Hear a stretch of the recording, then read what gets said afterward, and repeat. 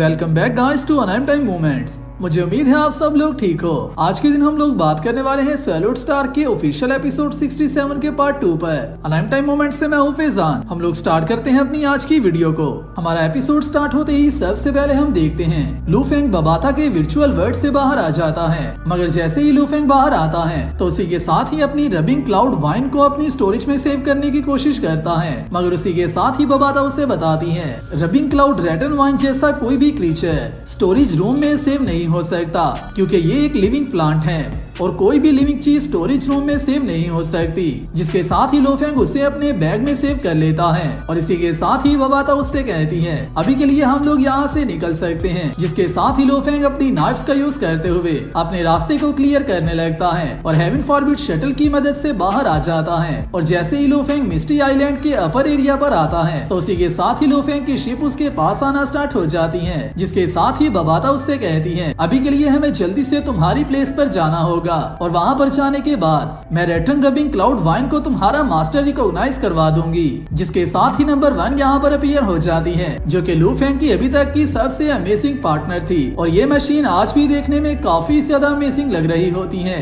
और उसी के साथ ही साथ इसने लू फेंग की जर्नीज में हमेशा ही उसकी काफी ज्यादा हेल्प की है। जिसके साथ जैसे ही लू फेंग नंबर 1 के अंदर आ जाता है तो उसी के साथ ही दोबारा से बबाता अपीयर हो जाती है और उसी के साथ ही लू फेंग से कहती है सबसे पहले तो मैं तुम्हारे फाइटर जेट के कॉम्बैट सिस्टम को टोटली चेंज करने वाली हूँ। जिसके साथ ही बबाता कंट्रोल सिस्टम के पास आते ही जैसे ही उसे क्लिक करती है तो उसी के साथ ही यहाँ पर मौजूद सारे सिस्टम को चेंज करना स्टार्ट कर देती है। और अभी तक के लिए तो ये सिस्टम सिर्फ होंग या फिर लू फेंग के अंडर ही चलता था, मगर अभी के लिए जैसे बबाता चाहे उसी तरह से इस सिस्टम को दोबारा से ओवरराइड कर सकती है। जिसके साथ ही लू फेंग कहता है अभी के लिए तुम सिस्टम को चेंज क्यों कर रही हो। जिस पर राफेल उससे कहती है इस सिस्टम में सबसे पहली अथॉरिटी होंग के पास मौजूद है और सेकंड अथॉरिटी तुम्हारे पास है, तो फिर वो तुम्हारे फाइटर जेट में हुई किसी भी एक्टिविटी को किसी वक्त भी चेक कर सकता है। मगर अभी के लिए मैंने होंग की परमिशन को सेकंड नंबर पर कर दिया है और तुम्हें इसका फर्स्ट मास्टर कर दिया है, जिसकी वजह से होंग इसके किसी भी पर्सनल डेटा को तुम्हारी इजाजत के बिना चेक नहीं कर सकता।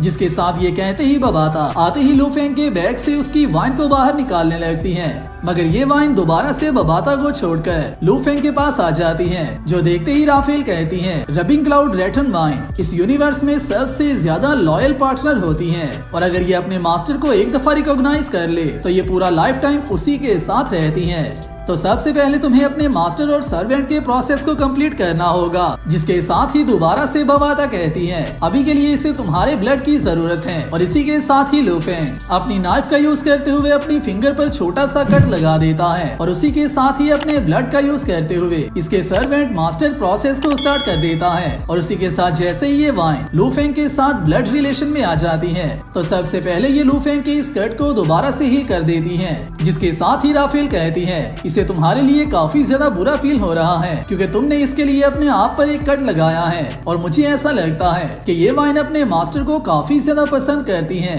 मगर उसी के साथ ही दोबारा से रबिंग वाइन बबाता को टीज करना स्टार्ट कर देती है। जिसके साथ ही राफेल दोबारा से अपनी स्टोरेज स्पेस से एक ट्रेयर को बाहर निकालती है, जिसे देखते ही रबिंग क्लाउड वाइन इसके पीछे आना स्टार्ट कर देती है और बबाता के काफी ट्राई करने के बाद भी उससे वो ले लेती है और उसे लेते ही लू फेंग के पास वापस आ जाती है। और जैसे ही वो लू फेंग के पास आती है तो दोबारा से राफेल कहती है मैंने इस रबिंग क्लाउड रेटन वाइन को ज्यादा कल्टीवेट करवाने की कोशिश इसीलिए नहीं थी की ताकि अगर तुम ज्यादा पावरफुल ना हो और ये तुम्हारे से ज्यादा स्ट्रॉन्ग बन जाए तो फिर तुम्हारा मास्टर सर्वेंट का रिलेशन काफी मुश्किल से बनना था, क्योंकि तुम्हारी स्ट्रेंथ इसके सामने कम होनी थी। मगर उसी के साथ ही लू फेंग कहता है अभी अभी जो रेड फ्रूट तुमने इसे दिया है आखिरकार वो क्या था। जिस पर बबाता उससे कहती है ये सब फ्रूट्स तुम्हारे मास्टर ने इस वाइन को कल्टीवेट करवाने के लिए रखे थे और प्राइस वाइज ये सारे फ्रूट्स ही काफी ज्यादा एक्सपेंसिव हैं, इवन के ये तुम्हारी शार्ट से भी ज्यादा एक्सपेंसिव हैं। जिसके साथ ही लू फेंग कहता है मगर तुमने अभी अभी ये कहा है कि मास्टर ने इन्हें मेरे लिए छोड़ा था। जिसके साथ ही बबाता कहती है अभी के लिए जो सब कुछ भी मौजूद है वो सब तुम्हारे लिए है, इवन के जो सब मेरी स्टोरेज स्पेस में मौजूद है वो सब भी सिर्फ तुम्हारे लिए हैं, जिसकी वजह से मैं मास्टर के प्लान को फॉलो करते हुए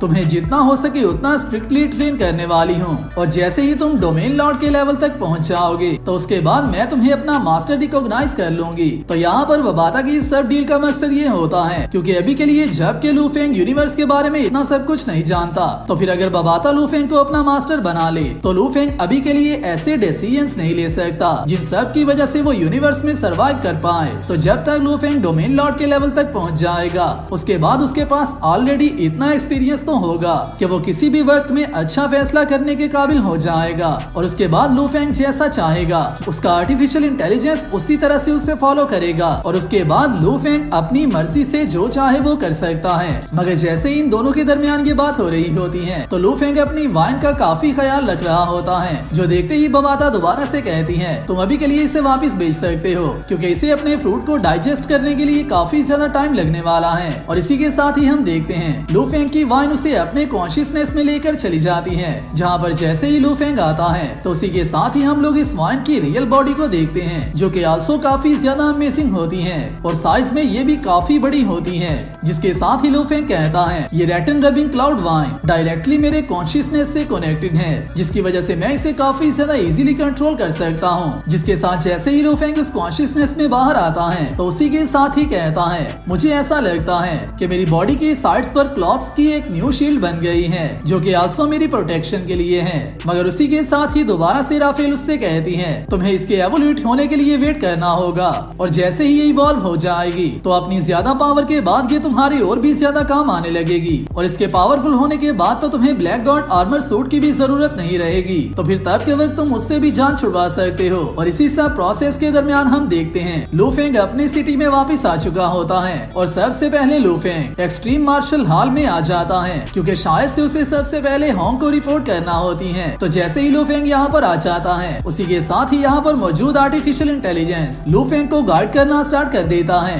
मगर जैसे ही लू फेंग यहाँ पर जा रहा होता है तो उसी के साथ ही बबाता यहाँ पर सबके सामने अपीयर हो जाती है, जिसे देखते ही लू फेंग कहता है क्या तुमने ये नहीं था कहा कि तुम मेरा और अपना रिलेशन बाकी सब लोग उसे सीक्रेट रखने वाली हो, और ये रिलेशन भी हम किसी को नहीं बताएंगे कि मैं मीटियोराइट स्टार का लास्ट लिविंग पर्सन हूँ, तो फिर अभी के लिए तुम यहाँ पर क्यों हो। जिसके साथ ही बबाता उससे कहती है मैंने अभी अभी प्रोजेक्शन टेक्नोलॉजी को यूज किया है, जिसको यूज करते हुए मैं सिर्फ तुम्हें ही नजर आ सकती हूँ, उसके अलावा यहाँ पर कोई भी मुझे नहीं देख सकता। और इसी के साथ ही बबाता यहाँ पर मौजूद सारे एरिया को चेक करने लगती है। मगर जैसे ही बबाता इसे स्कैन कर लेती है तो कुछ सेकंड्स में ही बबाता को इस बात का पता चल जाता है कि एक्सट्रीम मार्शल हॉल सारा ही एक स्पेसशिप पर बना हुआ है। जिसके साथ ही राफेल कहती है मुझे अभी के लिए समझ आया ये एक स्पेस ट्रांसपोर्ट शिप है जिसके ऊपर तुम लोगों ने अपनी फैक्शन बना रखी है, मगर इस शिप का भी डैमेज काफी ज्यादा था, जिसकी वजह से ये शिप भी फ्लाई नहीं कर सकती। और अगर ये शिप भी ज्यादा डैमेज ना होती तो हमारे यूनिवर्स में ट्रेवल करने के लिए ये शिप हमारे काम आ सकती थी।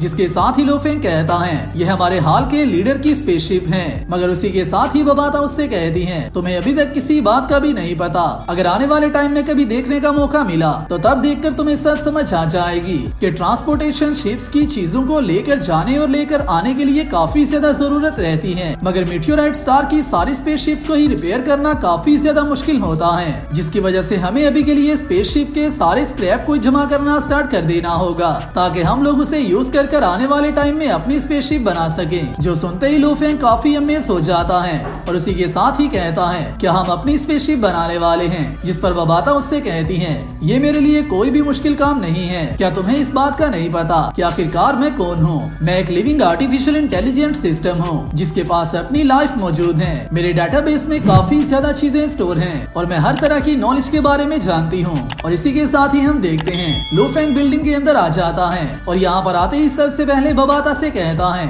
अभी अभी तुमने जिन सब बातों का जिक्र किया है और जिन स्पेसशिप्स के बारे में तुम मुझे बता रही थी वो सब स्क्रैप हमें सिर्फ रूइंस में ही मिल सकता है, जो सब एंशिएंट सिविलाइजेशन की रूइंस हैं। और उसी के साथ ही साथ उनमें से काफी ज्यादा ऐसे मटेरियल पहले ही गायब हो चुके होंगे जिनके बारे में तो हम सबको पता भी नहीं हो सकता, क्योंकि काफी ज्यादा फैक्शंस मिलकर रूइंस में हमेशा ही सर्च करती रहती हैं, जिसकी वजह से मुझे जल्दी से जल्दी कोई ना कोई ऐसा तरीका ढूंढना होगा कि मैं आने वाले टाइम में बाकी के सारे ग्रेट कंट्रीज के साथ राब्ता कर सकूं, जिनमें से HR अलायंस और मार्शल कॉमर्स यूनियन हमारे लिए सबसे ज्यादा बेहतर रहेगी। और उनके साथ डील करने के लिए मैं वुड क्रिस्टल्स को ट्रेयर के तौर पर यूज कर सकता हूँ। तो फिर अगर वहाँ से हमें कोई ऐसी चीज मिली जिसको कि हम लोग अपने फायदे के लिए यूज कर सकते हैं तो फिर हम लोग उसे लाजमी ले लेंगे। जिसके साथ ही बबाता कहती हैं मगर अभी के लिए तुम्हारे इंटरनल ऑर्गन्स इतने ज्यादा पावरफुल नहीं हैं, जिसकी वजह से तुम यूनिवर्स की ग्रेविटी को जरा भी नहीं झेल सकते, क्योंकि यूनिवर्स में ग्रेविटी हर जगह पर ही चेंज होती रहती है। और इसी के साथ ही दोबारा से वो बात लू फेंग से कहती है तुम्हें कुछ देर ही रुकना होगा, जिसके बाद मैं तुम्हारे लिए सबसे बेस्ट ऐसा तरीका यूज करूंगी जिसकी हेल्प से तुम अपनी कल्टीवेशन को बहुत ही जल्द इम्प्रूव कर पाओगे।